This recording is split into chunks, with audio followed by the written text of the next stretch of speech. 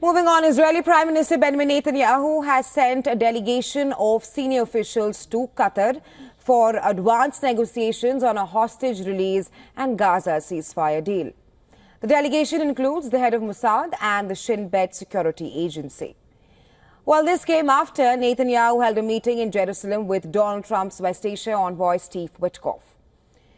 A representative of U.S. President Joe Biden and senior Israeli officials were also present at the meeting. Indirect negotiations between Israel and Hamas resumed last weekend in Qatar. Hundreds of demonstrators took to the streets in Tel Aviv to demand a deal to release the hostages held in Gaza. They also called for the resignation of Netanyahu. There was scuffle with the police as security forces carried some demonstrators who refused to move from the road.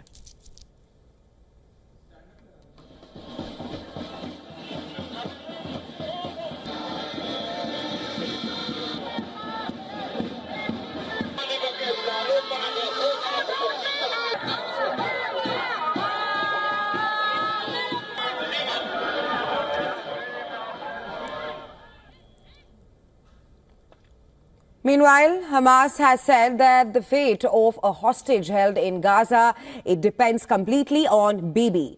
The statement was issued a day after the captive's wife appealed to the group for proof of life. Sharon Corneo directly addressed the group in a video on Friday, asking for a sign that her husband David was still alive. Over 450 days taken. There are currently 94 hostages still held in Gaza, including 34 whose death has been confirmed by the Israeli army. The incoming U.S. President Donald Trump has promised hell to pay if the hostages were not released by his inauguration.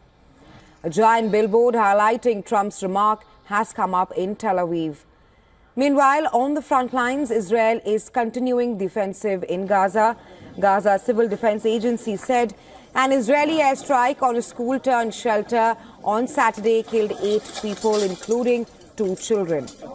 The Israeli military, however, claimed that the strike had targeted Hamas militants.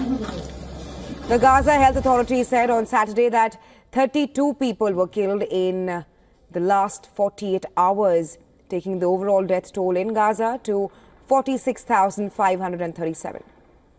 The IDF announced the death of 4 soldiers in the north of the Gaza Strip. The deaths brought to 403 the total number of soldiers killed in the Palestinian territory since Israel launched its ground offensive.